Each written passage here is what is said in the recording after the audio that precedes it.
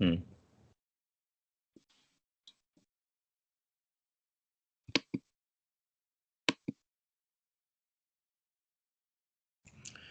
हरिओम।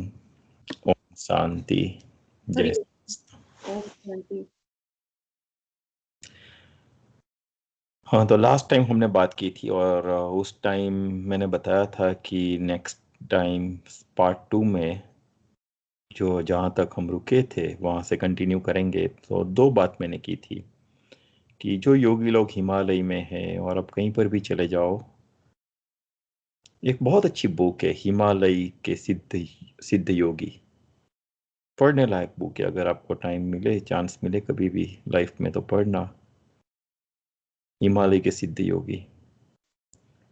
तो अगर आप हिमालय में जाते हो तो कई सारे योगी लोग ऐसे हैं जो 300, 400, 500, 600 साल तक उनकी आयु है, जिंदा है अभी। तो सबसे पहले ये क्वेश्चन होता था मेरे दिमाग में, काफ़ी सारी ये चीज़ें चलती थी बचपन से, क्योंकि when I was around 24, at that time I went to Badrinath and Kedarnath and I met one yogi. उनकी गुफा में गए थे हम, काफ़ी सारा सत्संग भी हुआ था हमारा, वहाँ बैठे थे हम, एक डेढ़ दो घंटे बैठे वहाँ पर। और बाद में बातें करते करते पता चला कि उनकी आयु उस टाइम 300 ईयर्स थी। अगर आप महाभारत देखो तो महाभारत में भीष्म पितामह की आयु आयु 184 ईयर्स मानी जाती है, कि 184 ईयर्स तक वो जिंदा रहे थे। और बाद में तो सबको पता है कि इच्छा मृत्यु उनका वरदान था उससे, तो अपने आप उन्होंने मृत्यु को गले लगाया था हस्तिनापुर को सुरक्षित देखते हुए, वो अलग बात है। तो क्वेश्चन ये है कि ऐसा हो सकता है। काफी सारी तो नहीं बोलूंगा, लेकिन थोड़ी पढ़ाई की, मेरे गुरुजी से बात हुई और काफी संत पुरुषों से बात हुई, धीरे धीरे ये बात समझ में आने लगी कि हाँ ऐसा होता है। आज जो भी हम बातें कर रहे हैं बहुत ध्यान से सुनना, क्योंकि ये जो बातें हैं शायद ही आपको कहीं पर पता चले, क्योंकि ये अगर किसी ने सिद्ध नहीं की है ये बातें, तो आपको शायद उसकी जानकारी नहीं मिल सकती। क्योंकि अगेन शास्त्रों में जो भी लिखा है, जो मैं बताने जा रहा हूँ, वो सीधी तरह से आपको नहीं मिलेगा। आप ऐसा बोलोगे कि, ऐसा सोचोगे कि मानो कि ये बुक पढ़ लेंगे और वो बुक पढ़ लेंगे, ये शास्त्र पढ़ लेंगे, नहीं मिलेगा उसमें से। तो बहुत ध्यान से सुनना ये जो बातें हैं वो। कोई भी आदमी जिंदा कैसे रहता है, आप मानो या ना मानो, लेकिन वो फिक्स है, साइंटिफिकली प्रूवन है वो ये सब चीजें, कि हर कोई आदमी, मानो कि छोटा बच्चा जब जन्म लेता है और उसके बाद में वो बड़ा होता है, टीनेजर में आता है, मैच्योर होता है, शादी होती है, बच्चे होते हैं, बूढ़ा होता है, मीन्स युवानी में आता है, बूढ़ा होता है, मर जाता है। जन्म और मृत्यु के बीच में वो कितनी सांसें लेगा वो तय है। मानो कि कोई एक बच्चे का जन्म हुआ और उसके कर्म के हिसाब से उसकी सांसें मानो कि 7 ट्रिलियन, आई डोंट नो, एक एग्जाम्पल है, 7 ट्रिलियन सांसें लिखी गई है उसकी, कि यहां तक उसको पृथ्वी पर रहना है, उसके बाद में उसकी मृत्यु तय है, निश्चित है। तो जैसे ही 7 ट्रिलियन सांस पूरी होगी, 7 ट्रिलियन+1 नहीं होगी, उसी क्षण कुछ भी कारण होगा, एक्सीडेंट हो सकता है या हार्ट अटैक हो सकता है, कुछ भी रीजन होगा, क्योंकि भगवान कभी अपने ऊपर कुछ नहीं लेते, वो किसी न किसी को निमित्त बना के छोड़ देते हैं। इसकी वजह से उसका ऐसा हुआ, भगवान की वजह से ऐसा हुआ ऐसा नहीं बोलते हम, और वो सही भी है, क्योंकि हमारे कर्म की वजह से होता है ये सब। तो ये सांसें तय है हमारी, मैं और आप जो है, हमारी सांसें तय है कि कितनी सांस हम यहाँ पर लेने वाले हैं। अभी आप समझना ध्यान से, यौगिक क्रिया जो है उसमें काफी सारे योग आते हैं, उसमें से एक काफी बहुत ही जटिल योग प्रक्रिया है, उसको बोला जाता है हठ योग, जो मेरे गुरुजी ने सिद्ध की हुई है। और उसी हठ योग पर आगे चलते चलते उन्होंने वो निर्वाण तक पहुंच गए, डिवाइन लाइट तक पहुंच गए, ईश्वरीय तत्व को प्राप्त कर चुके हैं। जो मुझे जानते हैं शायद, जो मेरे गुरुजी राजर्षि मुनि, बड़ौदा में कायावरोहन, गुजरात, इंडिया, गुजरात, वडोदरा, बड़ौदा भी बोला जाता है उसके उसके पास में 20 किलोमीटर्स एक कायावरोहण करके एक शंकर भगवान का बहुत ही प्रसिद्ध तीर्थ स्थल है। वहां उनके गुरुजी कृपलवानंद थे और उनके शिष्य जो मेरे गुरुजी है राजर्षि मुनि जी आईएएस ऑफिसर थे। ऐसा नहीं था कि उनको कुछ नहीं था इसलिए इस रास्ते पर चले गए। आईएएस ऑफिसर थे, काफी सारा ज्ञान भी था, सांसारिक समझ भी थी, और राजकोट में डेप्यूटी कलेक्टर थे और सूरत में कलेक्टर का चार्ज लेने जा रहे थे, ऐसा मुझे सुनने में आया है। लिखा भी है उनकी काफी सारी बुकों में। और जाते जाते बीच में से अचानक किसी अदृश्य शक्ति ने उनको खींच लिया अपनी ओर, बड़ौदा क्रॉस होते ही, और उन्होंने सामने से बोला कि मुझे यहाँ अंदर जाना है। ड्राइवर ने बोला अंदर एक मंदिर है। उस टाइम की ये बहुत 50-60 साल पुरानी बात है। जिस उस टाइम डेवलपमेंट डेवलपमेंट इतना नहीं था, एकदम जंगल में एक कायावरोहन टेम्पल था। शाम के 5 बजे के बाद कोई जा भी नहीं सकता था, उस जमाने की बात है ये। वहां खींचे चले गए वो। और मेरे गुरुजी ने साफ उनके मुंह से मैंने सुना है, हमारा वार्तालाप हुआ था जब मैं इंडिया गया था। 1.5 घंटे तक वार्तालाप हुआ था हमारा, 1.5-2 घंटे। तो गुरुजी ने मुझे बताया था कि बस यहाँ आया मैं तो सूट बूट में था कि कलेक्टर का चार्ज देने जाना था, और गुरुजी से के सामने देखा, इतना ही बोले गुरुजी, आ गए बेटे, बस तुम्हारी राह देख रहा था। आंखें आंख से आंख मिली, आंखों से बात हो गई, 10 मिनट में सब तय हो गया कि अभी क्या करना है। कलेक्टर का चार्ज लेने जाने वाला आदमी 10 मिनट में पूरी लाइफ चेंज कर देगा। ये पूर्व जन्म के फल है। जब समय पक जाता है तो कर्म आपको अपने आप खींच लेंगे, सही या गलत कुछ भी हो, अपने आप उसी ओर खींच लेंगे, जो उनके साथ हुआ था। और बाद में उन्होंने तय कर लिया कि बस अभी जो है वो यही है। जाने से पहले ही जस्ट रिजाइन बिफोर ज्वाइनिंग, सूरत जाने से पहले उन्होंने रेजिग्नेशन ड्राइवर के साथ भेज दिया कि बस अभी ये पूरी जिंदगी हो। Eight that time he was just around 26-28 something like that, भर जुआनी में। और इसीलिए बोला जाता है कि अगर हम ईश्वर को पुष्प अर्पण करते हैं, हम ऐसे पुष्प नहीं लाते मानो कि नन्ही सी कली हो, नहीं। हम ऐसे पुष्प भी नहीं लाते मानो कि एकदम बिखरने वाला हो, एकदम से सूख गया हो, ऐसा नहीं लाते। हम पूरा खिला हुआ गुलाब या जो भी पुष्प है वो लेके जाते। वो भी एक रूपक है। उसी तरह से हमारी युवानी, वो हमें ईश्वर को समर्पित करनी है जिस तरह से खिला हो, क्योंकि युवानी में हम पूरे पूरे खिले हुए होते हैं, आचार विचार सब तरह से। तो उसी तरह से जैसे एक पुष्प को खिला हुआ पुष्प जो उसकी 16 कलाओं से खिल चुका है, वो पुष्प हम उसे भगवान को अर्पित करते हैं, उसी तरह भगवान को हमें अपनी युवानी, जब हमारा जीवन पूरी तरह से खिला हुआ होता है, वो अर्पित करनी पड़ती है, जो मेरे गुरुजी ने अपने कर्मों से दिखाया। ठीक है, अभी बात करते करते अभी हठ योग के ऊपर से मैं पॉइंट पर आता हूँ। तो वहां से गुरुजी आगे चलते गए। बाद में धीरे धीरे पढ़ते पढ़ते और उनके मुंह से थोड़ा सुनने के बाद ऐसा वैसा करते करते थोड़ा पता चला कि हठ योग क्या है। बहुत कठिन साधना है, आप मानो या मानो, लेकिन बहुत। ऐसा बोला जाता है कि यौगिक क्रियाओं में सबसे कठिन क्रिया हठ योग है। और गुरुजी उसी रास्ते से आगे जा रहे थे, उनके गुरुजी जैसे मैंने आपको बताया कृपलवानंद के आशीर्वाद से। ध्यान से सुनना मित्रों, अभी मैं जो बता रहा हूँ, हठ योग में क्या होता है कि काफी सारे स्टेज पार करने के बाद तुरंत नहीं, और मैं जो बता रहा हूँ वो आप बिल्कुल नहीं करना। I will not be responsible for that. मैं क्लियरली आपको बता रहा हूँ, अगर आपका गुरुजी समर्थ नहीं है, आपके गुरु समर्थ नहीं है, तो वो आपको इस रास्ते पर नहीं जाने देगा। और नहीं, अगर जाने देगा तो वो आपको कंट्रोल नहीं कर पाएगा। आपको उस टाइम, अगर आपका श्वास किसी और जगह चलेगा तो उसको कंट्रोल आपका गुरु ही कर सकता है। आप साधना में कितने आगे जा चुके हो वो बिना बताए आपके गुरु को पता होगा। वही सच्चा गुरु है, और गुरु तत्व वहीं पर काम में आता है। इसीलिए संत ज्ञानेश्वर ने कहा था कि हाँ, ईश्वर और गुरु में मुझे दोनों मिल जाए तो सबसे पहले मैं गुरु के पांव छूऊंगा।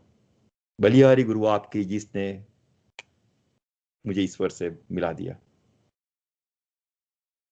तो ये इसकी वजह से नहीं, आज काफी सारे मैंने मैंने मेरे गुरु जी से एक बात की थी कि भी संसार में आप जाओ तो काफी सारे ऐसे गुरु आ चुके हैं जो कुछ ना कुछ प्रलोभन देंगे, कुछ ऐसी शक्तियां दिखाएंगे और आपको उसकी कि वो ये दम्भ नहीं है। तो उन्होंने हंसते हंसते बहुत अच्छी बात की थी कि वो दम्भ ही है। अच्छी बात है, वो दम्भ करते हैं इसलिए हम लोग शांति से यहाँ साधना कर सकते हैं। मानो कि वो दम्भ नहीं करते और सभी गुरु अच्छी तरह से अपने कार्य में लिप्त रहते तो कितनी लाइनें लगती यहाँ पर। हम अपना खुद का काम कब करते? तो हमें तो उनका क्या बोलते हैं, हमें उन लोगों को थैंकफुल होना चाहिए। ऐसा उनका रिएक्शन था कि अच्छा है वो लोग जो करते हैं, इसकी तरह से यहाँ भीड़ नहीं होती है और हम शांति से मैं अपना काम कर सकता हूँ। अच्छी बात है ना, सब चीज में अच्छा ही देखो। ठीक है, तो अभी हठ योग में एक ऐसी बात आती है कि आपकी जीवा जो है, आपने कभी मार्क किया है या नहीं पता नहीं, लेकिन वो नीचे से जुड़ी हुई है। ऊपर से खुली है लेकिन नीचे से जुड़ी हुई है। हठ योग में आप साधना के वो लेवल पर चले जाते हो, मैंने बोला तुरंत नहीं होगा, तुरंत करने जाओगे तो फंस जाओगे, मत करना। साधना के वो लेवल पर चले जाएंगे कि पूरी नीचे की जीवा आप अपने श्वास से और अपनी जीवा से वो पूरे नीचे का लेयर आप तोड़ देंगे। अभी ये जीवा जो है वो मुक्त हो गई और वो आपका काली माता का रूप है। देखो पूरी जीवा बाहर है। काली माता ऐसा कुछ नहीं, वो एक हठ योग का प्रकार है जो बहुत कठिन साधना और दृढ़ निश्चयी, काली माता का रूप में दृढ़ निश्चयी रूप, वन ऑफ द फॉर्म्स। काली माता के काफी सारे इंटरप्रिटेशन हम कर सकते हैं, one of the forms, one of the interpretations. अभी हठ योग में लोग क्या करते हैं कि मैंने जो बताया कि हमारे श्वास तय है कि मानो कि इतने लाख, इतने करोड़, इतने ट्रिलियन सांस लेनी है तो इतने ही श्वास हम ले पाते हैं। वैसा योगी लोगों के लिए भी यही तय है, यही सही है। आखिर में वो भी मनुष्य है, लेकिन वो अपने सांस बचा के रखते हैं। कैसे? मानो कि किसी को 10,000 रुपया दिया, $10,000 दिया, $10,000, उनको बोला हर रोज तुम्हारे $1 खर्च होंगे तुम्हारी आजीविका के लिए, तो तुम 10,010 दिन तक जिंदा रह सकते हो। लेकिन वो कोई मानो कि इंटेलिजेंट आदमी है, उसने ऐसा किया कि जब भी मानो कि कुछ उसने ऐसा तय कर लिया कि मैं हफ्ते में एक बार फास्ट रखूंगा, एकादशी आएगी, पूनम आएगी, ऐसा कुछ है, अच्छे दिन है तो मैं फिर फास्ट रखूंगा, तो उनके पैसे बचने लगे। तो उनके 10,000 की जगह उनके 12,000 हो जाएंगे, 15,000 हो जाए, सॉरी 15,000 हो जाएंगे। तो उन्होंने बचाया। इसी तरह से हमारी सांसें, योगी लोग जो जो उनकी सांसें वो बचा के रखते हैं। तो क्वेश्चन नेचुरली आएगा कि सांस कैसे बचाई जा सकती है। तो जैसा मैंने बोला कि हमारी सांस का रिदम क्या है कि हम जो सांस लेते हैं वो नीचे की ओर जाएगा, राइट, लंग्स में जाएगा, वहां से बाहर आएगा, एक सांस पूरी हुई, फिर से अंदर गया, बाहर आया, दूसरी सांस पूरी हुई। साथ में मैं एक और बात, एक चीज भी लेने वाला हूं कि मानो कि भक्त प्रहलाद, ध्रुव, ये सब ने जंगल में जाके साधना की थी। जंगल में तो टाइगर, लायंस, हिंसक प्राणी सब होते हैं, उन लोगों ने उनको कभी मारा नहीं होगा। वशिष्ठ ऋषि ने जंगल में जाके सालों तक साधना की थी। ऐसा बोला जाता है वशिष्ठ ऋषि ने 1,000 वर्ष तक तप किया। 1,000 वर्ष तक तप किया तो उनकी आयु कितनी, कैसे जिंदा रहे? बस वही हम आज डिस्कस कर रहे हैं। गलत नहीं है, सही है, वो भी सही है, किया है उन लोगों ने। उनकी सांसों का जो भी बैलेंस था वही वो लोग आके यहाँ लेके आए थे यहाँ पर, और वही लेके गए पूरा होने के बाद। तो फिर ये सब कैसे हुआ? योगी लोग अपनी योग क्रिया से, जैसे मैंने बताया कि ये जीवा जो है उसको नीचे का लेयर पूरा निकल जाता है, तोड़ देते हैं वो लोग इंटेंशनली। उसके बाद में उसको उल्टा कर देते हैं जीवा को। जीवा को उल्टा करते करते जो जीवा यहाँ पर से ज्वाइंट हुई है उसको, यहाँ से वो बाहर की ओर आती है, बाहर नहीं, अभी वो ऊपर की ओर जाएगी। पूरा ब्रह्मरंध्र तोड़ते, सब लेयर तोड़ते तोड़ते बॉन्ड से हड्डियां है, जीवा उसको घिसते घिसते घिसते, बहुत दर्दनाक चीज है ये सब, घिसते वहां पर पोल बनाएगी, होल बनाएगी, धीरे धीरे धीरे जीवा ऊपर जाएगी, और उसका ध्येय क्या है? ब्रह्मरंध्र तक पहुंचने का ध्येय है। बहुत कठिन साधना है, इसीलिए ईश्वर को पाना इतना सहज नहीं है। और ये सब तब आएगा जब आप सारी सांसारिक बाबतों से मुक्त हो जाओगे, सारी इंद्रिया, आपकी पांचों इंद्रिया आपके वश में होगी। उससे पहले ये करना मूर्खता होगी, हो भी नहीं पाएगा, मर जाएंगे आप, हो भी नहीं पाएगा। पूरी इंद्रियों के ऊपर आपका कंप्लीट कंट्रोल होना चाहिए, और गुरु की आज्ञा के बिना नहीं हो सकता। गुरु ने अगर यस कहा, बाद में ही तुम कर सकते हो, अदरवाइज नहीं कर सकते, फंस जाओगे, क्योंकि ये सांस की गेम है। हम जो सांस लेते हैं उसकी गेम है ये सब, तो नहीं हो पाएगा। तो योगी लोग क्या करते हैं कि जो हमारी सांस एक बार नीचे गई लंग्स में, लंग्स से बाहर आई, तो वो एक सांस गिनी जाती है। ऐसा ही मैंने बताया कि 20,000, 30,000, 20 लाख, 25 लाख, 20 करोड़, 1 ट्रिलियन, 2 ट्रिलियन, जितनी भी सांसें हैं, योगी लोग जब साधना में बैठते हैं, वो कक्षा में जाने के बाद वो अपने सांस को, जो मैंने बताया ना जीवा से पूरा होल्ड कर दिया है, उसके अंदर भेज देते हैं। तो उनकी सांस अभी नीचे नहीं, ऊपर गई, और बाद में जो जीवा है वो नीचे से लॉक कर देती है उसको। तो अभी वो सांस जो ऊपर गई वो नीचे वापस नहीं आ सकती, आ सकती है अगर आपके पास पूरा कंट्रोल है तो। अभी ये बात मैं दूसरी ओर से जोड़ना चाहूंगा। मैंने महाभारत नहीं देखी है, सुना है, पढ़ा है, जैसे आप लोगों ने किया होगा, देखी तो किसी ने नहीं है हम में से। अभिमन्यु, हम 7 चक्र पार करके अंदर जाना मैं जानता हूं, लेकिन बाहर आने का रास्ता मुझे पता नहीं है। ऐसे ही 7 चक्र यहां से ऊपर तक है। वैसे वो 7 चक्र तो मूलाधार से स्टार्ट होते हैं, लेकिन यहां से ऊपर जाने का वो हर एक को भेदन करते करते, जो मैंने बताया, ऊपर जाना पड़ता है। और ऊपर जाने के बाद वापिस आना काफी मुश्किल है। वो निजानंद में आप मस्त हो जाते हो, वापिस आने का मन ही नहीं करता, लेकिन सांसारिक क्रियाओं के लिए आना पड़ता है। तो जब वो करते करते करते करते वह सांस ऊपर चली गई, और नीचे से मानो कि जीवा से उसको लॉक कर दिया, अभी वो सांस नीचे नहीं आ सकती। मीन्स आपके बॉडी के अंदर काफी, मैंने तो ऐसे भी संत पुरुष देखे हैं, आंख बंद करके, एक डॉक्टर बैठा है, आंख बंद करके बोलेंगे कि, एक डॉक्टर, हंसते हंसते बात हुई थी, वो मेरे एक साहब थे, डॉक्टर केसी पटेल करके, बहुत अच्छे आदमी थे, उनके गुरुजी की बात करता हूँ, बेसाने में थे। तो एक बार वो लोग बैठे थे और एक डॉक्टर था उनका शिष्य। डॉक्टर ने बोला कि, गुरुजी ने बोला जीवन क्या है? तो डॉक्टर ने बोला जो हम सांस लेते हैं और छोड़ते वो जीवन है। गुरुजी ने बोला ओके, 5 मिनट के बाद देखना मुझे, मेरी सांस चालू है तो, और चालू नहीं है तो ऐसा मत सोच लेना कि मैं मर गया हूं। ऐसा गुरुजी ने बोला उनको, उनके गुरुजी ने। उन्होंने सांस लेना स्टार्ट किया और बाद में आंख बंद कर दी। 5 मिनट के बाद डॉक्टर ने देखा, डॉक्टर नहीं, बिल्कुल चालू नहीं है, कुछ हो गया है, डॉक्टर को बुलाओ, ये करो वो करो, एकदम से घबरा गया वो। 10-15 मिनट बाद गुरुजी ने बोला था कुछ करना मत। गुरुजी ने आंखें खोली, क्या आप तो बता रहे थे कि सांस लेना और छोड़ना भी जीवन है, तो मैंने तो कुछ नहीं किया ऐसा, तो मैं मर गया था? नहीं, नहीं, प्रूफ, हाँ, ये मैंने नहीं देखा है, लेकिन मेरे जो साहब थे उन्होंने मुझे बताया। ये उन्हीं की वजह से एक्चुअली मैं थोड़ा भी स्पिरिचुअल हूँ, तो उन्हीं की वजह से हूँ। He was the first person who brings me towards the spirituality. Vidyanagar में प्रोफेसर थे। anyway, तो अभी मानो कि सांस आपकी ऊपर चली गई, अभी वापस आ नहीं सकती सांस, जो भी आपको, अभी बॉडी तो सांस ले नहीं रही है, मीन्स अभी आपकी सांस बचने लगी। अभी आपका बॉडी क्या हो गया? आपका बॉडी एक लोहे का पीस, एक लकड़े का piece, they are same.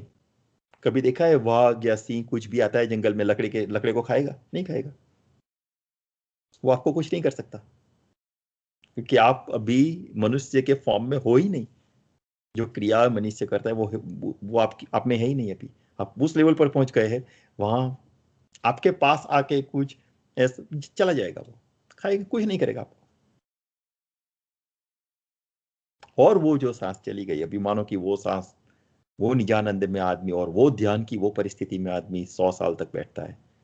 Vashishtha ऋषि बैठे थे, विश्वामित्र बैठे थे, अत्रि ऋषि बैठे थे, मार्कंड ऋषि बैठे थे, हजारों साल का तप, पूरा कल्प चला जाता है, फिर भी वो वहीं पर रहते हैं। युग चला जाता है, कल्प तो बहुत बड़ी बात हो गई, लेकिन पूरा युग चला जाता है, वहीं पर बैठे हैं। कैसे? ये वजह है। 300 साल तक की आयु, 500 600 साल, 600 साल में से 200 500 साल तो उनका ये परिस्थिति में रहता है, जहां निजानंद में मस्त रहते हैं वो। तो ये जो भी बातें हैं आज तो मैंने जो बताया बहुत गूढ़ रहस्य है। कभी भी मत करना, करना हो तो सब पहले अपनी इंद्रियों पर पूरा कंट्रोल ले लो। आपके कहने से आपकी इंद्रियां चले। आप सांस पी लो तो आपके कहने से सांस लो, और अगर आप नहीं बोलेंगे तो सांस आप नहीं लोगे, और फिर भी आप जिंदा है। कितना भी आवाज क्यों ना हो आपके आसपास, आपको कुछ सुनाई नहीं देगा अगर आप सुनना नहीं चाहते हो तो। कितनी भी चीजें आपके सामने क्यों ना खड़े, आपको कुछ दिखाई नहीं देगी अगर आप देखना नहीं चाहते हो तो ये इंद्रियों का कंट्रोल हुआ। ये बहुत बड़ी बात आज मैंने कह दी, जो मैं एक्चुअली नहीं डिस्क्लोज करना चाहता था, क्योंकि ऐसी बातें डिस्क्लोज नहीं की जाती है। लेकिन जो टॉपिक पर हम लोग हैं आज, इसकी वजह से मुझे ये कहना पड़ा कि इसलिए हिमालय में हम जाते हैं और मानो कि कोई ऋषि आपको मिल गया और बोलते हैं कि नहीं मेरा 800 साल मेरी आयु है, तो ऐसा मत समझना कि ये गलत बोल रहा है। नहीं नहीं, उसका साधना का लेवल क्या है उसके ऊपर से ये पता चलता है। इसलिए मैंने शुरू में ही मैंने बोला कि हिमालय के सिद्ध योगी, ये बुक पढ़ना, काफी सारी चीजें इसमें इसी के रिलेटेड है। एक बात हुई, बुक तो काफी सारी है। तद्रूपानंद करके एक महाराज है भोपाल के, अगर मैं कुछ मिस्टेक नहीं कर रहा हूं तो शायद, और उन्होंने 3 बुकें लिखी है। भोपाल इंडिया, वहीं पर ये बुक मिलती है, भोपाल के बाहर नहीं मिलती है। हृदय मंथन पार्ट 1, पार्ट 2, पार्ट 3। पार्ट 1 आपको ऐसा लगेगा कि काफी सारी चीज है, पार्ट 2 उससे भी अलौकिक है, लेकिन पार्ट 3 इज एक्स्ट्रा ऑर्डिनरी। योग आप नहीं कर रहे हो, साधना नहीं कर रहे हो, तो आपको पार्ट 3 समझ में नहीं आएगा, बहुत मुश्किल आएगी, बहुत मुश्किल आएगी। तो ये एक बात हुई। इसी के ऊपर मैं 2 घंटे बोल सकता हूँ, लेकिन मुझे नहीं बोलना है क्योंकि टॉपिक डाइवर्ट हो जाएगा। दूसरी बात जो मैं, हाँ, लास्ट टाइम मैंने बताई थी कि एक और चीज मैं अभी लेना चाहूंगा, उसके बाद में हम लोग भस्मासुर की बात करेंगे। जैसे मैंने पहले ही बताया कि महाभारत मैंने नहीं देखी, आपने भी नहीं देखी है, तो ये 5 पांडव कौन है? कभी ऐसा दिमाग में ख्याल है कि 5 पांडव कौन है? मेरे दिमाग में ऐसी बातें चलती रहती है हमेशा हमेशा। कई बार मुझे ऐसा लगता है कि 5 पांडव ये हमारी 5 इंद्रियां नहीं हो सकते, और उसका पूरा कंट्रोल हमारे आत्मा मीन्स भगवान कृष्ण के पास नहीं हो सकता। जब हमारी इंद्रिया बाह्य मुखी है, बाहर की कुछ चीज देखते हैं तो हमें उसके अच्छी लगने लगती है, बाहर का कुछ म्यूजिक सुनते हैं हमें अच्छा लगने लगता है, लेकिन कभी हमने ब्रह्म का म्यूजिक सुना है, ब्रह्मनाद सुना है? नहीं, क्योंकि अंतर्मुखी हमारी वृत्तियां है ही नहीं। शुरू से, जन्म से और कई जन्मों से, कई पीढ़ियों से हमें ऐसी प्रैक्टिस है ही नहीं कि हम अंतर्मुखी हो सके और अंतर्नाद सुन सके। प्रैक्टिस ही नहीं है। तो वृत्तियां जन्म से ही बाह्य वृत्ति हो गई। जो भी इंद्रिया है वो बाहर की तरफ देखती है। एक सोच है, अगेन ये मैंने कहीं पर पढ़ा नहीं है, लेकिन एक सोच है कि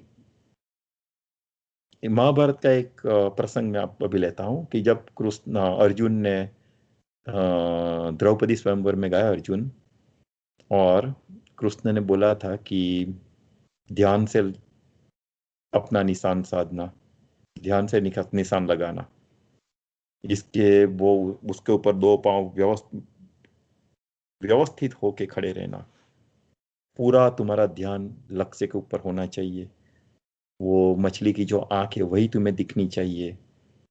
ऐसा काफी सारी चीज कृष्ण ने अर्जुन को बताई। तो अर्जुन को फिर एक ही सवाल उसने पूछा, कि सब मैं करूंगा तो आप क्या करेंगे?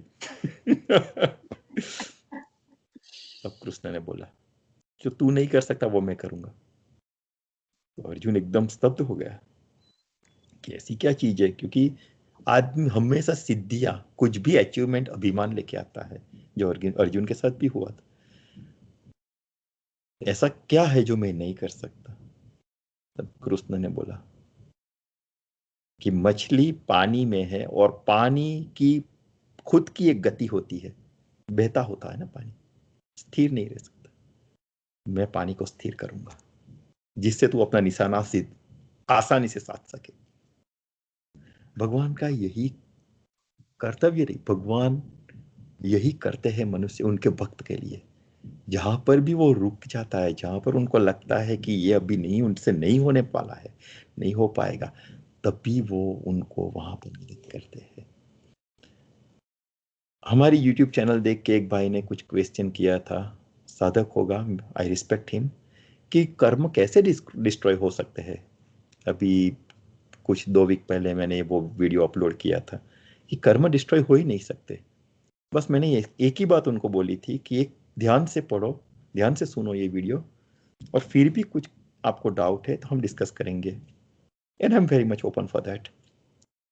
तो कई बार ऐसा होता है कि शायद थोड़ा नॉलेज कम होने के कारण या नहीं होने के कारण हम दूसरी और सोचने लगते हैं, लेकिन जो सही है वो है। तो भगवान, मैंने बोला है कि भगवान जब तुम साधना के वो लेवल पर चले जाते हो, सबसे पहले तुम अपने आप को प्रूव तो करो। मैं पीएचडी करने जाता हूं तो पीएचडी के पहले एक एग्जाम देनी होती है, अगर मैं एग्जाम में पास नहीं होता हूं तो मैं पीएचडी के लिए क्वालिफाई नहीं हूं। अगर मैंने मास्टर्स नहीं किया है तो मैं पीएचडी में, मुझे मास्टर्स तक तो जाना पड़ेगा ना, तब मैं पीएचडी के एटलीस्ट फॉर्म, एंट्रेंस फॉर्म भर सकता हूं। हमें फॉर्म नहीं भरते हैं और जानना है पीएचडी में क्या होता है, कुछ नहीं होता है, ऐसे नहीं होता है। पहले एटलीस्ट वो लेवल पर तो आओ आप, फिर आप अगर वो लेवल पर पहुंच गए तो आपके 99% क्वेश्चंस तो वहीं पर आपके खत्म हो जाएंगे, क्योंकि आप ऑटोमेटिकली जानने लगेंगे अपने एक्सपीरियंस से वहां तक पहुंचते पहुंचते पहुंचते। तो जब हमारी इंद्रिया पूरी हमारी वश में हो जाएगी, जब हम निष्काम कर्म की ओर, कंप्लीट निष्काम कर्म की ओर बढ़ जाएंगे, बाद में कोई और कर्म होगा ही नहीं हमसे, इच्छा से अनिच्छा से कुछ भी निष्काम कर्म के सिवा कुछ नहीं होगा। मीन्स हम अपने कर्म अभी नहीं बांधेंगे जिससे हमें वो भुगतना पड़े, अच्छा या बुरा कुछ भी हो। तब भगवान, तब वो लेवल प्राप्त करने के बाद भगवान, गुरुजी, पीएचडी, सुपरवाइजर, गाइड, वो बोलता है अब तू आजा, अब तेरे पिछले सारे जन्मों के कर्मों का मैं नाश कर दूंगा। और आप गीता जी पढ़ो, साफ लिखा है, कृष्ण ने साफ लिखा है, 3rd अध्याय में, 3रे अध्याय में, 18वें अध्याय में साफ लिखा है, तू मेरी शरण में आ जा, ऐसा लिखा है।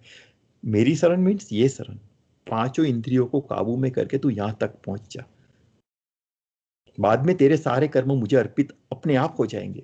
विदुर जी ने किए थे, अपने सारे कर्म अर्पित कर दिए थे, जो भी करते थे सब भगवान को अर्पण। फिर उनके पास कोई चारा ही नहीं था, भगवान के पास चारा ही नहीं रहता है हेल्प करने के बिना, उसके सिवा कोई चारा ही नहीं। तो पॉइंट पर आते हैं। तो पांडवों जो है, मैं क्या समझता हूं, वो हमारी 5 इंद्रियां है। एक बार मैं बात कर रहा था, मेरा एक फ्रेंड है यहाँ पर, स्पिरिचुअल है, इगोइस्टिक है लेकिन स्पिरिचुअल है, या स्पिरिचुअलिटी भी ईगो लाती है, संभल के रहना चाहिए। उनसे बात हुई थी मेरी कि अगर 5 इंद्रियां है और तुम बोलते हो 5 पांडव है, 5 इंद्रियां है, वो कौन कौन सी है? तो ऐसा नहीं माना जाता है कि मानो कि हम हमारा लक्ष्य कैसे साधते हैं, मानो कि मुझे कुछ करना है, मैं पढ़ रहा हूं, मेरी पढ़ाई कैसे होगी? मुझे पढ़ना पड़ेगा, आंखों को कष्ट होगा, दिमाग तो करेगा ही करेगा अपना काम, आंखों को कष्ट होगा, आंख देखेगी और उसके बाद में दिमाग तय करेगा कि यहां तक मुझे जाना है, लेकिन शुरुआत तो आंखों से होगी। लक्ष्य कैसे साधा जाएगा? देखना किसको है? आंख को है। तो वो जो आंख है, जो आंख का अर्जुन ने भेदन किया था, तो हमारी जो आंख है वो शायद अर्जुन है। अभी सहदेव, बहुत साल पहले आपने सुना होगा कि राजा दशरथ ने शब्द वेदी बाण चलाया था, कुछ आसपास कुछ नहीं था, लेकिन योजनों दूर कुछ आवाज होती थी, वो उसको सुनाई दे रही थी। तो उसका सीधा मतलब तो ये भी हुआ कि मानो कि कुछ घटना घटित होने से पहले आपको उसका भ्रम, उसके वेव्स आपके पास आ जाएंगे और आपको अंदाजा लग जाएगा कि ऐसा कुछ घटित होने वाला है। वो हमारे कान है। तो सदैव किसी भी स्त्री या पुरुष को आप देखो तो उसके रूप का सबसे, उसके मुंह का सबसे आकर्षित अंग आप देखो, एक आंख तो है ही है, लेकिन दूसरा नाक है। तो नकुल बोला जाता था कि बहुत सुंदर, बहुत रूपवान था नकुल। भीम को हम कैसे देखते हैं? वो पूरे दिन खाते रहता था, उसको सब चीजों का स्वाद बहुत अच्छा लगा, खीर हो, लड्डू हो, स्वाद कौन लेता है? आपकी जीवा। तो वो भीम नहीं। और ये जीवा इतनी शक्तिशाली है, ये स्वाद को मारना बहुत मुश्किल है। ये इंद्रिया बहुत शक्तिशाली होती है, और वो जीवा से हम खाते हैं और अपने अंदर ताकत आती है। इसलिए भीम का रूप लिया गया है, शायद। शायद मैं गलत भी हो सकता हूं। और पांचवी इंद्रिया रही हमारी त्वचा। तो त्वचा क्या है? ये त्वचा आंख, कान, नाक, ये सबको कवर करते हुए, मीन्स सबको अपने अंदर, मीन्स उसका ध्यान कौन रखे? त्वचा। काफी सारी चीज हमारे आमने सामने पड़ी होती है, लेकिन हम उसको ठीक तरह से जान नहीं पाते हैं। कभी आपने देखा है कि ऐसी कौन सी चीज है, मानो कि एक रबर है, अभी एक रबर के अंदर, रबर का एक बलून है सपोज, उसके अंदर आपने हवा भरी, हवा भरी, हवा भरी, एक समय ऐसा आएगा कि फूट जाएगा, फट जाएगा, राइट। एक दूसरा रबर का बॉल है, उसके अंदर आपने रेती भरी, रेती भरी, रेती भरी, ओवरलोड होगा, फट जाएगा। तो जब हमारा जन्म होता है, हम इतने से होते हैं बर्थ के टाइम। ऐसी कौन सी चीज है जो हमें स्थितिस्थापक, जो इक्वली बढ़ती जाती है, बढ़ती जाती है, और पूरे शरीर को कवर करती करती करती करती जाती है, और हम 6 फुट के हो जाते हैं, 5.5 6 फुट के हो जाते हैं। कभी सोचा है ऐसा? ऐसा कैसे हो सकता है? आंख, नाक, कान वो सब चलो ठीक है, थोड़े थोड़े बड़े होते हैं, लेकिन अपनी त्वचा देखो कितनी लंबी होती है, कितनी फैलती है। और पूरे शरीर का रक्षण कौन करिए? त्वचा। शरीर में कुछ होता है, सबसे पहले उसका पता किसको चलता है? त्वचा को। तो एक बड़े भाई का काम करती है, युधिष्ठिर। तो रूपक, रूपक मैंने देखा नहीं है। और ये पांचों किसके अधीन है? आत्मा के अधीन। आत्मा कौन? कृष्ण।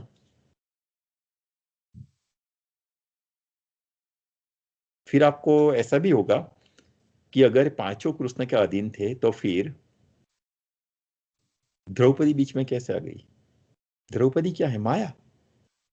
भगवान ने खुद लिखा है गीता में, साफ कहा है, माया छूटेगी नहीं, माया साथ ही रहेगी, साथ ही चलेगी, लेकिन वो माया का यूज करके तुम आगे चले जाओ, उसको यूज करो।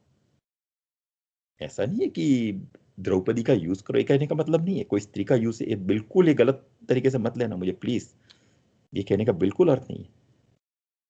लेकिन उसको सपोर्टिव अपने स्टेप्स बनाओ लाइफ में आगे जाने के लिए, क्योंकि वो माया किसके अधीन है? आत्मा के अधीन है, कृष्ण के अधीन है। और इसलिए द्रौपदी और कृष्ण का संबंध अलौकिक था। वो माया कृष्ण ने खुद क्रिएट की हुई है, और इसलिए माया, द्रौपदी का जन्म अग्नि से हुआ था, उसका जन्म ही नहीं है, वो कृष्ण ने खुद क्रिएट की हुई है। तो ये पूरा हुआ क्या? हमारा बॉडी, उसके बाहर कुछ नहीं है। महाभारत समझो, गीता समझो, मीन्स रामायण समझो, कुछ भी समझो, that is just body, nothing else. हम किस तरह से लेते हैं, किस एंगल से देखते हैं। अभी हम हमारे पॉइंट पर आते हैं, इसको साथ में रखते हुए, इसको भूल मत जाना, नहीं तो लिंक टूट जाएगी आपकी। मैं थोड़ा डाइवर्ट होकर इस पॉइंट पर वापस आऊंगा। हमारे शास्त्रों में एक कथा आती है, कथा बोलूंगा मैं, भस्मासुर की। ये भस्मासुर एक दानव था, राक्षस था। हर एक दानव भी अच्छे होते हैं, दानव भी बुरे नहीं होते। साउथ में आप देखो, काफी सारी जगह ऐसे है, मानो कि श्रीलंका में तो रावण की पूजा होती है, उसके जितना ज्ञानी कोई नहीं था। लेकिन जब वो ज्ञान अहंकार में परिवर्तित होता है, वो दानव बोला जाता है। तो ऐसा मैंने रावण को नहीं देखा है, लेकिन जब ज्ञान बढ़ते बढ़ते बढ़ते वो अहंकार में परिवर्तित हुआ तो वो आपका दुश्मन हो गया, वो दानव हो गया, वो आपको मंजिल तक, डिवाइन लाइट तक नहीं पहुंचने देगा। वो रावण है, उसको जीतना है। क्योंकि अस्त सिद्धियां प्राप्त करने के बाद काफी plenty of examples are there कि लोग डाइवर्ट हो चुके हैं, लोग डिवाइन लाइट तक नहीं पहुंचे, क्योंकि वो इतनी स्ट्रॉन्ग सिद्धियां माया है, उसमें से बाहर निकलना नामुमकिन हो जाता है। उसी टाइम गुरु का साथ चाहिए, उसी टाइम फर्म डिटर्मिनेशन चाहिए, उसी टाइम भगवान की कृपा चाहिए कि जो आप माया की लंपट से बाहर निकल के वहां तक पहुंच सको, आप उसके पास, उसके हृदय तक पहुंच सको। तो ये पूरा महाभारत, मेरे भाई से भी मेरी बात डिस्कस हुई थी कि ये तू ऐसा बोलता है तो भी साइंस ऐसा बोलता है। Yes, I am very open. मैं अपने आप के लिए क्वेश्चन क्रिएट करता हूँ जो शायद आप लोग मुझ पर विश्वास न भी करें। यस, मेरे भाई ने मुझे बोला था कि साइंटिफिकली ऐसा प्रूव हुआ है कि दिल्ली के पास, दिल्ली इंडिया, दिल्ली के पास कुरुक्षेत्र है, आज भी है। वहाँ की मिट्टी में 5,000 10,000 साल पुराने ऐसे अवशेष मिलते हैं कि वो लोग जानते हैं कि वो अणु बॉम्ब ये वो सब क्या था। और जब उन लोगों ने, वो इतिहासकार मीन्स हिस्टोरिकल प्लेसेस, वो सब इन्वेस्टिगेट किया, उनकी मिट्टी को इन्वेस्टिगेट किया लेबोरेटरी में, बाद में पता चला कि उस टाइम के लोग भी ये सब जानते, ये विद्या जानते थे। तो वो कौन थे? और जब टाइम बरोबर मैच किया तब पता चला कि अर्जुन, कर्ण, भीष्म पितामह, जो महाभारत के युद्ध में जो बाण चला रहे थे, वो एक टाइप के एटम बॉम्ब थे। वो शक्तियां थी उनके बाण के अंदर। हमें वो सब चाहिए, लेकिन वो सब है क्या? आपने कभी सोचा है? एटम बॉम्ब वो सब, केमिकल रिएक्शन। केमिकल क्या है? मानो को ऑक्सीजन, हाइड्रोजन, न्यूट्रोजन, नाइट्रोजन, वो सब है। वो कहाँ? वातावरण में है। उनका सही कॉम्बिनेशन आपको एक विस्फोट मीन्स वो देगा। तो वो लोग के पास वो योग की, वो योग क्रिया से करते थे ये सब। एक सिंपल एग्जांपल मैंने जो लास्ट टाइम बताया था कि महाभारत के युद्ध, काफी सारे युग पुरुषों ने उस टाइम अपने अपने जगह पर बैठ के ध्यान में बैठे हुए देखा था। वो क्या हुआ? आज हमारा टेलीविजन।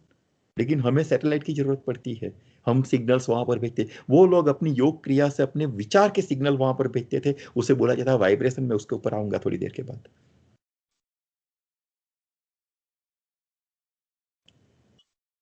तो पूरा आज का साइंटिफिक डेवलपमेंट है, that is nothing but the duplication of our यौगिक क्रिया।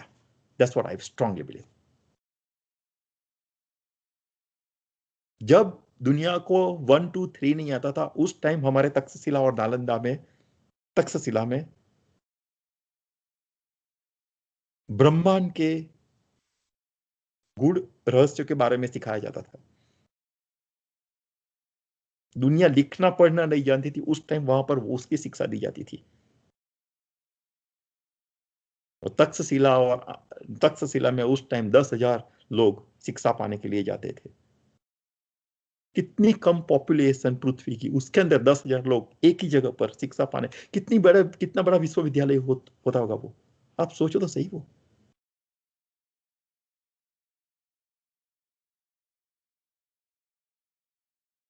ठीक है।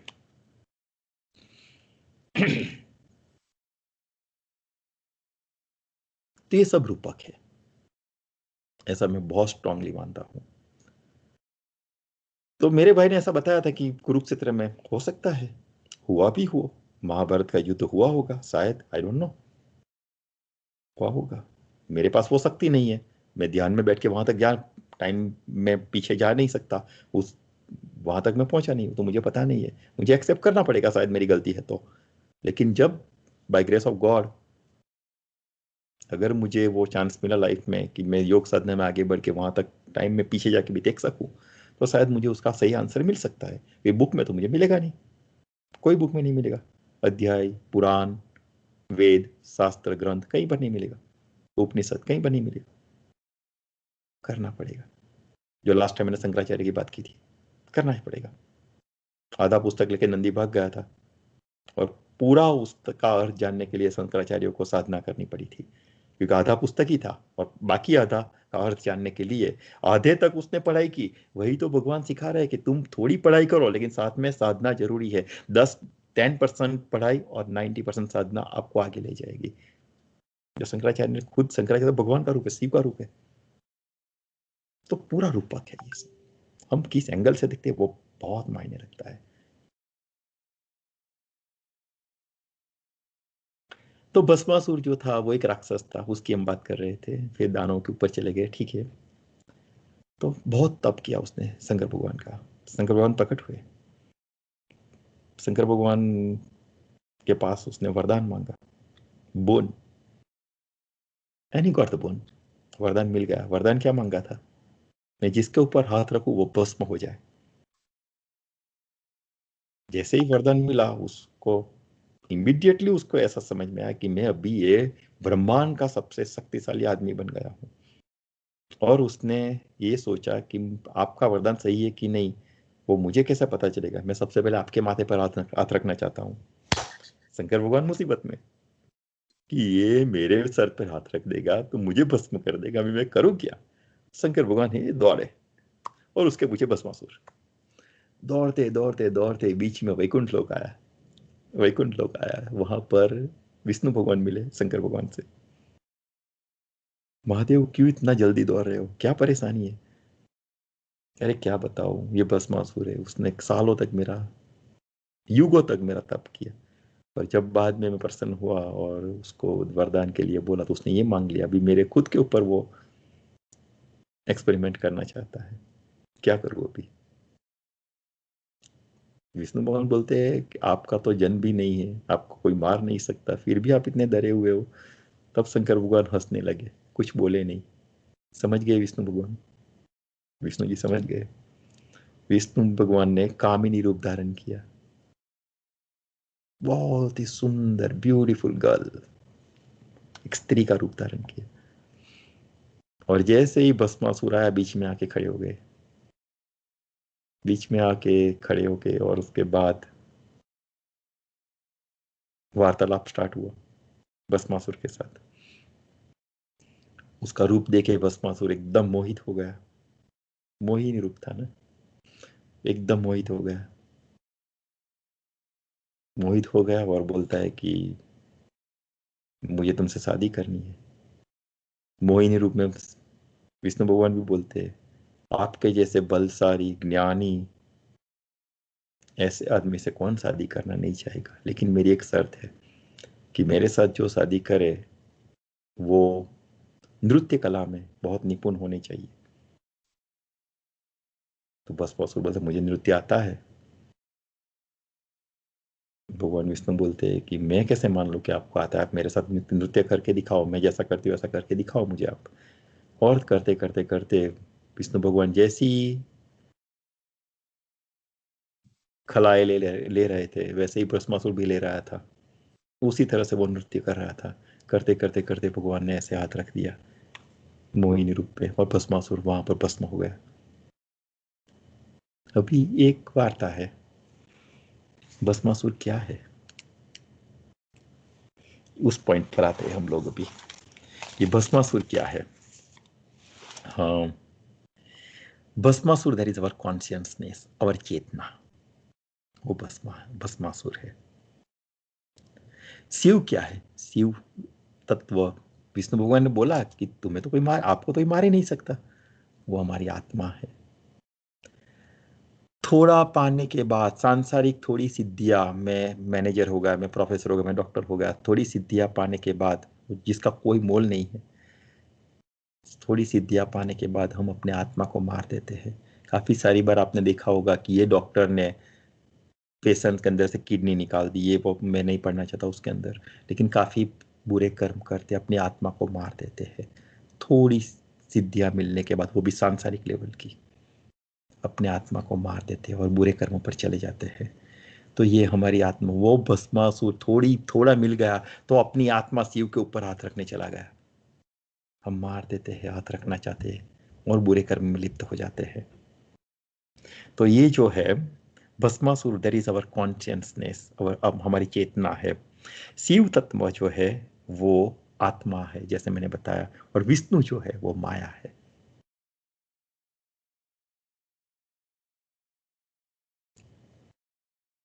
तो शिव तत्व आत्मा को मारते मारते हम वहां तक पहुंच जाते हैं, उस टाइम माया के रूप में बीच में आ जाते हैं विष्णु भगवान, और हम माया में लिप्त होके, ये संसार पूरी माया जाल तो है, उसमें लिप्त होके हम अपने आप का सर्वनाश कर बैठते हैं। ये पूरा रूपक है, मैं काफी सारी बार बोल चुका हूं, अभी भी बोलता हूं, पूरा रूपक है। लेकिन ये बातें सीधी तरह से शास्त्र में ईश्वरीय आदेश के अनुसार नहीं लिखी जा सकती, और इसीलिए ये सब कहा जाता है।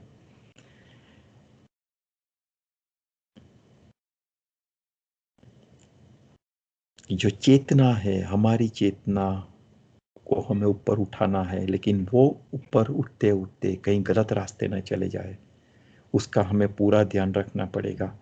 अगर हमारी चेतना ऊपर उठते उठते उठते मानो कि अष्ट सिद्धियों की मालिक बन गई, वो क्या है? वो माया है, वो विष्णु भगवान है, तो हम अपने आत्मा के पास नहीं पहुंच पाएंगे, कितना भी उसके पीछे भाग लो नहीं पहुंच पाएंगे। तो ये भस्मासुर की कहानी मेरे हिसाब से ये होनी चाहिए। कई लोग ऐसा भी बोलेंगे, थोड़ा पीछे जाता हूं मैं, कि आपने 5 पांडवों के बारे में बताया, तो कौरव कौन है? हमारे अंदर कितनी सारी बुराइयां है, एक बार अंदर झांक के तो देखो, 100 बुराइयां निकलेंगी। वो कौरव है, और वो सबका एक अधिपति है, वो सबका सरदार है, सबका बड़ा भाई है, वो दुर्योधन है, वो आपका अहंकार है।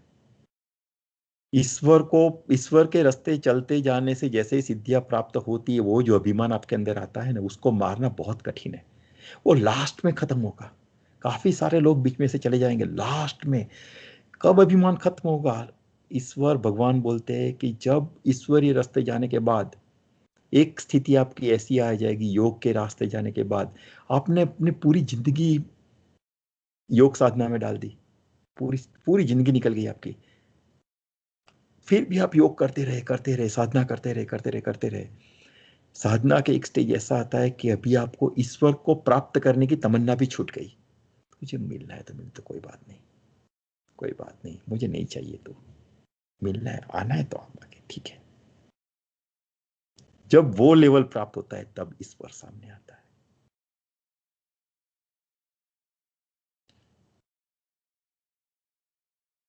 और उन सबका बाप धृतराष्ट्र। क्यों कोई अंधा राजा हो सकता है? कभी देखा है धृतराष्ट्र के बिना? एक एक एग्जाम्पल मुझे दिखाओ, पूरे कलयुग द्वापर त्रेता कोई भी युग में एक एग्जाम्पल ऐसा देखो, कोई भी राजा अंधा था? नहीं था। क्यों एक अकेला धृतराष्ट्र अंधा? ऐसा कैसे हो सकता है? ये रूपा के, वो धृतराष्ट्र वहां चेतना है, कॉन्शियसनेस है, जानते हुए भी कि अहंकार है, उनको जानते हुए भी उसको पोषण दे रहा था। वो जानता था कि ये मरने वाला है, पूरे कुल को मारेगा, सबको मारेगा, फिर भी उसकी ओर जा रहा था। चेतना, कॉन्शियसनेस, वही आपको ईश्वरीय तत्व तक पहुंचा सकती है, वही आपको डुबो सकती है। ये मेरी समझ का महाभारत है। भीष्म पितामह प्रतिज्ञा ली, वहां तक ठीक था, लेकिन भगवान ने गीता जी में स्पष्ट कहा है कि आपकी प्रतिज्ञा ही क्यों ना हो, लेकिन वो समय के अधीन है। जब वो समय निकल गया, जब आप युवान थे, माता सत्यवती ने आपसे वचन मांगा, आपने दे दिया अपने पिता के लिए, वो वहां तक वो सही था। विचित्र वीर्य और वो जो भी थे, उनका जन्म हुआ, उनको आपने शिक्षा दी, वो सब सही था, उनको राजगद्दी पे बैठाया, वो भी सही था।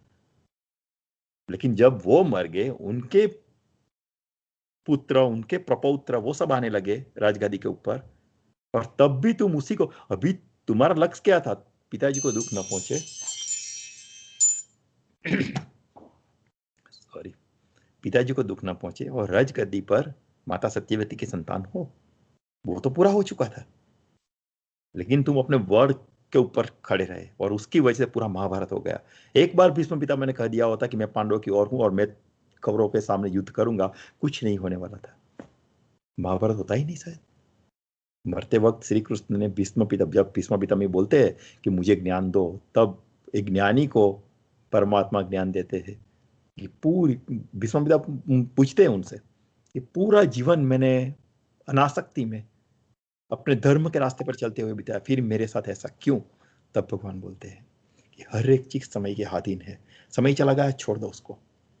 मानो कि एक सिंपल एग्जांपल, एक आदमी इतना फास्ट वो सब करता है, पूरी जिंदगी उसने किया, लेकिन बाद में 60-70 साल के बाद शरीर अभी कमजोर होने लगा। वो भगवान की भक्ति करना चाहता है, लेकिन फास्टिंग की वजह से वो नहीं कर पाता है। क्या करना चाहिए उसको? फास्टिंग करना चाहिए? अभी नहीं, छोड़ देना चाहिए, भले ही किया हो। क्या है जब जुवानी में था, जब उसको अपनी काया का पलट करना था, काया पलट करनी थी, जब शरीर शुद्धि करनी थी, उस टाइम उसने किया। लेकिन शरीर शुद्धि हो जाने के बाद भी उस कंटिन्यू रखना, बाद में तो उसको ध्यान रखना था कि अभी अशुद्धि ना जाए शरीर में। लेकिन फिर भी वो अपने आप को जो प्रॉमिस दिया है, वचन दिया है, उसके ऊपर वो चलता जाता है और अपने शरीर का ही नाश कर बैठता है। तो भगवान को कैसे प्राप्त करेगा? शरीर तो एक साधन है प्राप्त करने के लिए। आपका कार है, ये कार है, वो डेस्टिनेशन पर ले जाएगा आपको। जब आप, जैसे हम यहाँ से, मेरी कॉलेज जाता हूँ मैं कार लेके, तो ऐसे ही एक कार है, वो मेरे जन्म से मुझे आत्मा परमात्मा की ओर ले जाएगा।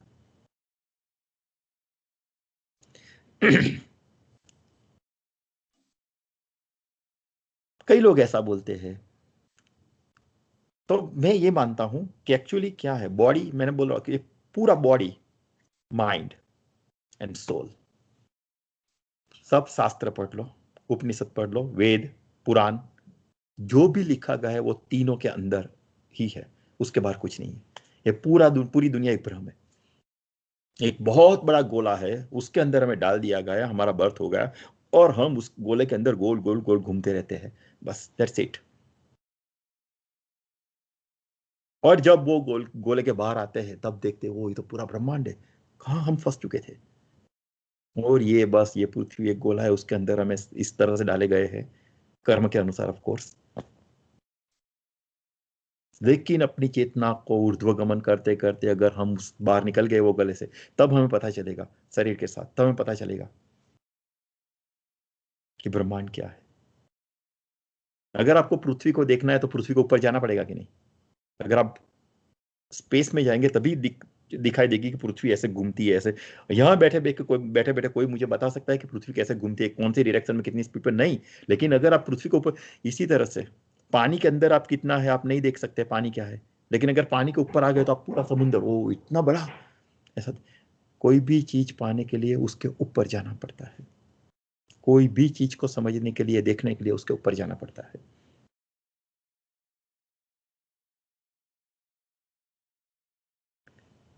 थोड़ी सी बात में अगर आपकी परमिशन हो तो मैं थोड़ी सी और बात करना चाहूंगा कि जैसे मैंने आपको बताया कि body mind and soul, body mind and soul, ये तीन चीज है। तो नेचुरली क्वेश्चन तो होंगे, काफी सारे होंगे, मुझे भी है, ढूंढता हूं, अगर कुछ मिलता है तो ठीक है, डिस्कस करता हूं जो जानता है उसके साथ। तो फिर माइंड क्या है?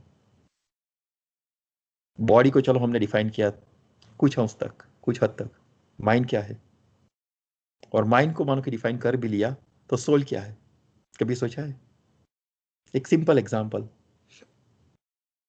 काफी साल तक मैं यही भ्रम में था कि मानो कि मुझे किसी ने काट दिया पूरा ऊपर से नीचे तक, मेरे अंदर जो भावनाएं हैं, मानो कि मुझे किसी से बहुत प्यार है, तो वो लव कहाँ मिलेगा? नहीं मिलेगा। मुझे बहुत नफरत है किसी, कोई आदमी के ऊपर, किसी की चीज पर, वो नफरत कहाँ मिलेगी? सब बोलते हैं हृदय में है, हृदय को काट डालो, चलो। आदमी को नहीं, मेरा हार्ट जो भी है, अभी उसका भी डिसेक्शन चालू कर दो, उसका 1000 टुकड़े कर दो और उसमें से लव निकाल के दो, उसमें से नफरत निकाल के दो। घृणा, नफरत, राग, द्वेष जो भी है वो हृदय के अंदर, ऐसा माना जाता है। लेकिन मुझे वो देखना है, दिखाई देगा? नहीं देगा। क्यों नहीं देगा? अगर है तो दिखना चाहिए, नहीं तो नहीं, ऐसा बोल दो। लेकिन ऐसा बोल नहीं सकते क्योंकि फील कर रहे हैं, प्रेम को फील कर रहे हैं, नफरत को फील कर रहे हैं। तो कहां पर है ये सब? जैसा आपका ये बॉडी है एक स्थूल शरीर, अभी तो साइंस भी मानने लगा है, नहीं मानते थे, अभी पिछले 10 साल से मानने लगा है। यस, यहाँ यूएस के साइंटिस्ट एंड डॉक्टर्स। ऐसा ही हमारा दूसरा शरीर है कारण शरीर, और तीसरा शरीर है सूक्ष्म शरीर। जो भी हमारे 6 चक्र है, मेरे शरीर को काट डालो, कहीं पर भी एक भी चक्र नहीं मिलेगा। तो क्या पूरा शास्त्र ये सब झूठ है? नहीं। सनातन धर्म झूठ है? नहीं, हो ही नहीं सकता। वो सब हमारे कारण शरीर में है। तो कारण शरीर की बात आती है तो सबसे पहला कारण का शरीर को कैसे शुद्ध किया जाए? शुद्ध शुद्धता की शुरुआत स्थूल शरीर से होगी। स्थूल शरीर शुद्ध करते करते करते आप कारण शरीर तक जा सकते हो, उसमें उसके बाद आप सूक्ष्म शरीर तक जा सकते हो। ये जो बात हुई अभी कि स्थूल शरीर की बात हुई हमारी, राइट, जिसमें हार्ट है लेकिन फीलिंग्स नहीं है। वो फीलिंग्स हमारी सब कारण शरीर में है। जो भी 6 मूलाधार चक्र, अनाहत चक्र, जो भी है, सहस्त्रार चक्र, यहाँ 6 चक्रों सूक्ष्म शरीर में है। आप घूमते हो तो आपको ऐसा लगता है कि आप ये स्थूल शरीर लेके घूम रहे हो, लेकिन साथ ही साथ आपके एक आभा चल रही होती है, वो आपका कारण शरीर है। उसका एग्जांपल भी मैं आपको दे सकता हूँ। कोई आदमी आपको मिल जाता है अचानक कई कई सालों के बाद, आपको 10 मिनट भी उसके, आपको इतना अच्छा लगेगा, आपको ऐसा लगेगा कि नहीं मैं उसके साथ 1 घंटे बात करता रहूँ। एक एक फीलिंग आएगी आपको। और कोई आदमी आपको मिलता है 20 साल के बाद मिलता है, फिर भी आप उसके पास 5 मिनट खड़े रहने के लिए राजी नहीं है। आपको ऐसे, यार कब मैं चला जाऊं यहाँ से। ऐसा जगह पर भी होता है। कई जगह पर आप जाओ तो आपको इतनी ब्यूटीफुल फीलिंग्स आएगी कि आपको वहां 2 दिन रुकने का मन करेगा। और कई जगह पर आप जाओ तो आपको एक एक अनइजीनेस क्रिएट होगी आपके अंदर। वो कहाँ, कौन, क्या है वो सब? वो जो फील करता है वो आपकी आभा फील करती है।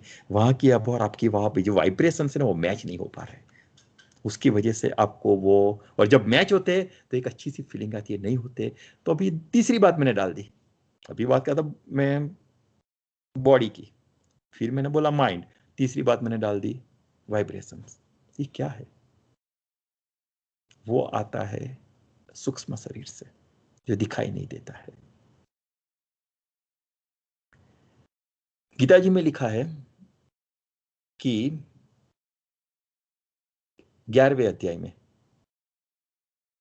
कि दिव्य चक्षु प्राप्त करने के बाद इतना तेज है कि वो हम अपनी एक आंख से नहीं देख सकते। इसलिए हमें दिव्य चक्षु चाहिए कि हजारों सूर्य का तेज उस टाइम हमारी आंखों के सामने होता है। ये पॉसिबल है? हजारों सूर्य ब्रह्मांड में कहीं पर है? नहीं है। फिर भी मैं सब ये 3 चीज में ही देखता हूं, mind body mind sorry body mind and soul. Body mind and soul, that's it. पूरा चक्र इन तीनों का है, पूरी बदमाशी इन तीनों की है, और पूरा साथ भी इन तीनों का है।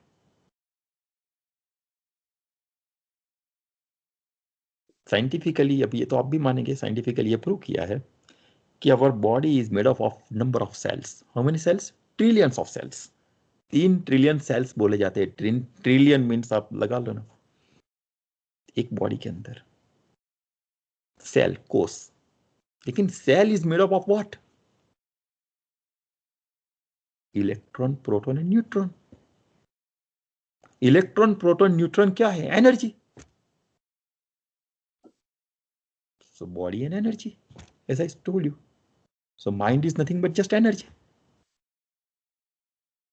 अभी आप मुझे एक बात बताओ, अभी आपको समझ में आएगा कि 1000 किलोमीटर दूर बैठ के एक ऋषि मुनि, एक ऋषि पुरुष महाभारत का युद्ध कैसे देख सकता है? क्योंकि वो तो एनर्जी हो गई। एनर्जी क्या है? आप जो सैटेलाइट भेजते हैं और यहाँ से वाइब्रेशन भेजते हैं वहां पर, वो वहां का वाइब्रेशन वहां कैच होता है और आपको टीवी देखता है आपके घर पे ऊपर, घर में। अब सेल फोन सैटेलाइट पर जाता है और वो वहां पर आप बात सुन सकते हैं, आप देख सकते हैं। अभी हम लोग वीडियो कॉल पर मिल सकते हैं। आज से 20-30 साल पहले ये पॉसिबल नहीं था। लेकिन ये क्या हुआ? एक्चुअली जो हमारी यौगिक क्रिया थी उसका एक फॉर्म है, ये फिजिकल फॉर्म है। क्योंकि हमने योग छोड़ दिए और हम इंस्ट्रूमेंट लेके बैठ गए। लैपटॉप के और कंप्यूटर के बिना हम नहीं मिल सकते, अभी सेल फोन के बिना नहीं मिल सकते। उस टाइम उसकी जरूरत नहीं थी, क्योंकि वो यौगिक क्रिया वहां तक लोग पहुंच सकते थे। तो हुआ तो एक ही बात हुई। उस अभी हमें इंस्ट्रूमेंट की जरूरत, उस टाइम इंस्ट्रूमेंट की जरूरत नहीं थी। तो ये mind, sorry body mind and soul, यही है। तो ये जो इलेक्ट्रॉन, प्रोटॉन, न्यूट्रॉन है, वो तो चार्जेबल है, सब जानते हैं। साइंस भी कहता है कि उसमें शक्ति है। मानो कि आपने 3 घंटा सेल फोन यूज किया, वो डिस्चार्ज हो जाएगा कि नहीं? आपको चार्जिंग में लगा हो तो 100% चार्ज होगा, आप मस्ती से बात करो, सेल फोन देखो, पिक्चर्स देखो, होता है कि नहीं? सही बताना। अभी ये बॉडी के सेल, ट्रिलियंस ऑफ सेल, हर एक में इलेक्ट्रॉन प्रोटॉन न्यूट्रॉन, वो इलेक्ट्रॉन प्रोटॉन न्यूट्रॉन आप हर कई सालों से उसका यूज करते आ रहे हो, वो डिस्चार्ज नहीं होगा, वो सुसुप्त अवस्था में नहीं जाएगा जो हमारा जा चुका है। क्या हम उसे चार्ज नहीं कर सकते? और हमने उसे चार्ज किया तो वो कितनी शक्ति पैदा करे? एक कोष, एक सेल में इलेक्ट्रॉन प्रोटॉन न्यूट्रॉन है, वो चार्ज हो गया और लाइट से भरा हुआ हो गया। ऐसे ट्रिलियन सेल लाइट से भरे हुए कि क्या आप अपनी ही ताकत का अंदाजा लगा सकते हो? कितनी ताकत भरी हुई है बॉडी के अंदर? 1 ट्रिलियन सेल और हर एक सेल चार्ज हो गया। क्वेश्चन है उसको चार्ज कैसे किया जाए? सेल फोन को तो हम वायर डाल के चार्ज कर लेते, इसको कैसे चार्ज करेंगे? साधना, जो मैंने बताया था एक बार कि साधना कैसे करनी है, विपस्यना की बात भी की थी। श्वास के ऊपर नजर रखो, श्वास वो आपकी साधना है। मैंने काफी सारा टाइम ले लिया, बस 5 मिनट 10 मिनट में पूरा करता हूँ। साधना से वो चार्ज होता है, और उसका बेस्ट एग्जांपल, ये आप मेरे कहने से नहीं मानेंगे, एक बार लाइफ में चांस मिले तो विपस्सना का करके आओ। 10 दिन का कोर्स है, एटलीस्ट 10 दिन का, 3 दिन का मत करना, उसमें कुछ नहीं पाएंगे आप। 10 दिन का एक कोर्स करके आओ, फिर आप अपने आप मानने लगेंगे कि सब बात सही है, साइंटिफिकली प्रूवन है। तो इतने सारे सेल्स के अंदर जो शक्ति आपके अंदर आएगी, क्या वो शक्ति आपकी आंख देख पाएगी? अरे आपकी आंख भी सेल से बनी हुई है, वो भी अभी चार्ज हो गई। दैट इज कॉल्ड दिव्य दृष्टि। कोई भगवान देने वाला नहीं है, खुद करो। साधना करनी पड़ेगी, हर एक का खुद का कर्म है ये। माँ बाप अपने वारसे में ये सब नहीं दे सकते, अपने आप को खुद करना पड़ेगा। माँ बाप भाई बहन वो अपना खुद का करेंगे, तुम अपना खुद का करो। हर एक individual is responsible for that. उसके बाद में जो बात आती है, अभी एनर्जी तो हो गई, दैट इज अवर माइंड। तो माइंड का काम क्या है? सोचने का। सोचे बिना माइंड नहीं रह सकता, 1 मिनट भी नहीं। माइंड तो सोचेगा, उसके ऊपर भी आऊंगा। मैंने बोला ना मैं 3-4 घंटे ऐसे बात कर सकता हूँ, लेकिन टाइम नहीं है, मैं जानता हूँ। 5 minute please, it looks you are tired. 5 minute. तो माइंड अभी अवकाश, and that is why this atmosphere is electric conductive. उसी वजह से तो आप जो वेव से वो कैच करके सेल फोन पर बात करते हो, तो इलेक्ट्रिक कंडक्टिव है। आप जो भी सोचोगे बोलोगे वो वो वातावरण में जाएगा, वाइब्रेशन जाएंगे। वो हमारा सूक्ष्म शरीर है, वो वाइब्रेशन इटसेल्फ इज अवर सूक्ष्म शरीर, जो भी आप बोलो उसमें जाता है। शिव योग ऐसा कहता है कि you are the creator of your own destiny. आपको जो भी चाहिए आप तय करो, आपको वो मिलेगा मिलेगा मिलेगा। लेकिन एक क्लोज है उसके अंदर। अगर आपने सोच लिया कि मुझे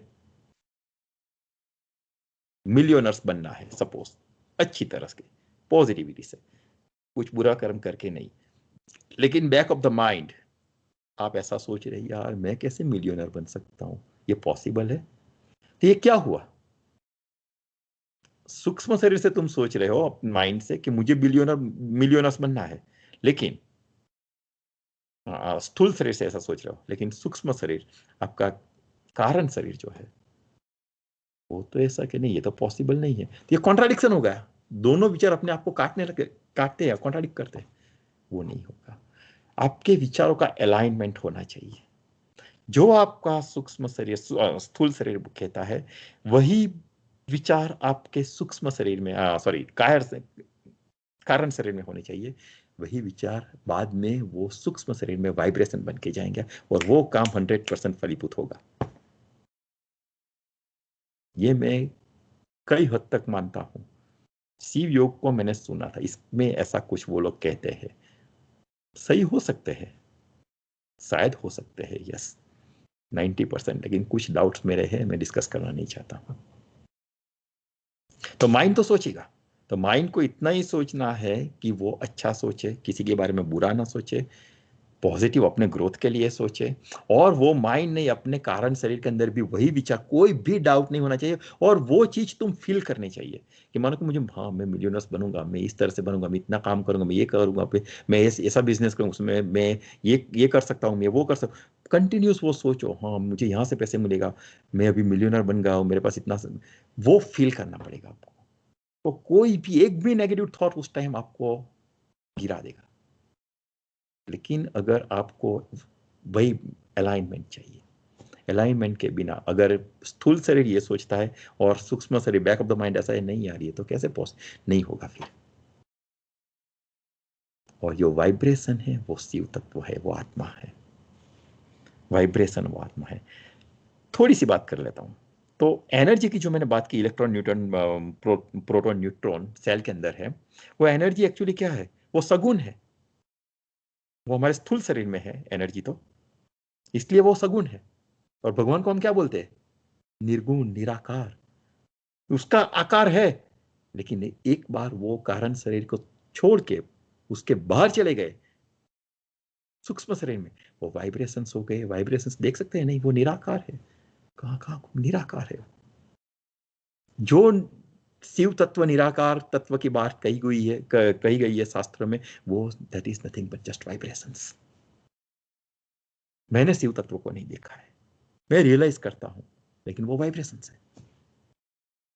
तो बॉडी, माइंड एंड सोल। और जो ये माइंड है सगुण है, सगुण है तो क्या आएगा, उसमें रजोगुण आएगा, तमोगुण आएगा और सत्वगुण आएगा। उसके ऊपर गीता है, कर्मयोग देखो आप, सांख्य योग देखो आप, आत्मसंयम योग देखो, छठा योग, उसके ऊपर गीता है। उसमें रजोगुण, तमोगुण, सत्वगुण, ये सब बातें की गई है। वो सब क्या, वो माइंड ही हुआ ना, क्योंकि माइंड स्थूल शरीर में है। वो mind is made up of the energy cells, electron, proton, neutron, और उसके अंदर ये सब आएगा।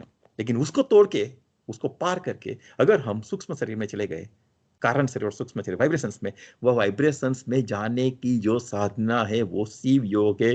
वो आपकी यौगिक क्रिया जो भी समझो वो उसके अंदर आ जाता है, उसके बाहर कुछ नहीं है। तो जो भी हम लोग है, body, mind, soul, that's it. छोटी सी वार्ता और एंड करेंगे, 1 घंटा पूरा होने को आया इसलिए। एक आदमी को जिन मिल गया, जिन जानते हो, जो भी आपकी इच्छा होगी पूरा पूरा कर देगा। तो उसने, हाँ दूसरी एक बात बाद में ये वार्ता पर आता हूं। तो एक्चुअली आइंस्टाइन ने क्या इन्वेस्टिगेट किया था, E equal to MC square. What is E? M mass, E equal to MC energy, equal to mass C square, right?